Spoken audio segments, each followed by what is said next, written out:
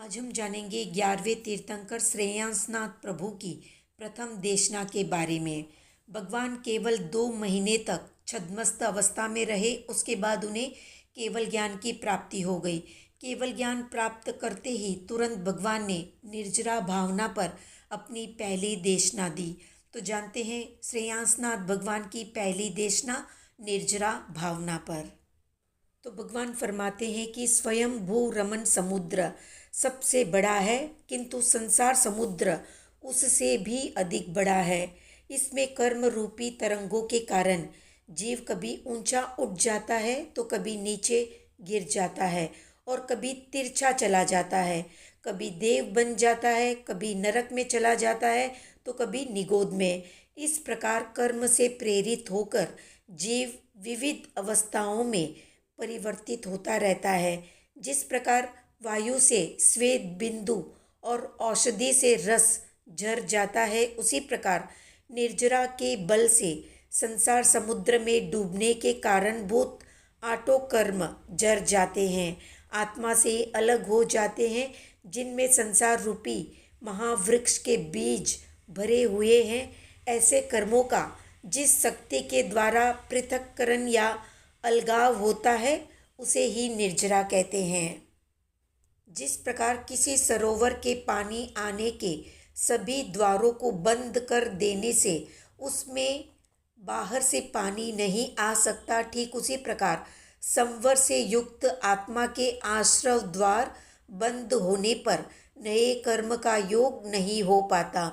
जिस प्रकार सूर्य के प्रचंड ताप से सरोवर में रहा हुआ पानी सूख जाता है, ठीक उसी प्रकार आत्मा के पूर्व या पहले बंधे हुए कर्म तपश्चर्या के ताप से या गर्मी से तत्काल क्षय हो जाते हैं। बाहरी तप से आभ्यंतर तप श्रेष्ठ होता है, इससे निर्जरा विशेष होती है। आभ्यंतर तप में भी ध्यान का राज्य एक छत्र रहा हुआ रहता है। ध्यानस्थ रहे हुए योगियों के चिरकाल से उपार्जित किए हुए प्रबल कर्म तत्काल निर्जराभूत हो जाते हैं।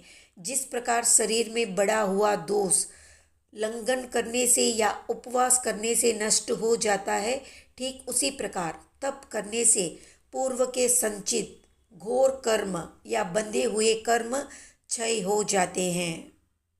जिस प्रकार प्रचंड पवन के वेग से बादलों का समूह या झुंड छिन्न भिन्न हो जाता है, ठीक उसी प्रकार तपश्चर्या से कर्म समूह विनष्ट हो जाते हैं। जब संवर और निर्जरा प्रतिक्षण शक्ति के साथ उत्कर्ष को प्राप्त होते हैं, तब वे अवश्य ही मोक्ष की स्थिति उत्पन्न कर देते हैं।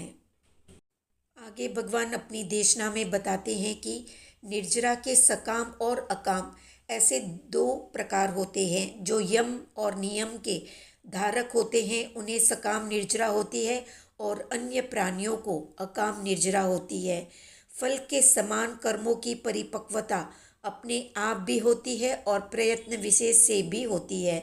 जिस प्रकार दूषित स्वर्ण या सोना अग्नि के द्वारा शुद्ध किया जाता है, ठीक उसी प्रकार तप रूपी अग्नि से आत्मा के दोष दूर होकर शुद्धि हो जाती है। और ऐसा तप 2 प्रकार का होता है, बाह्य तप और आभ्यंतर तप।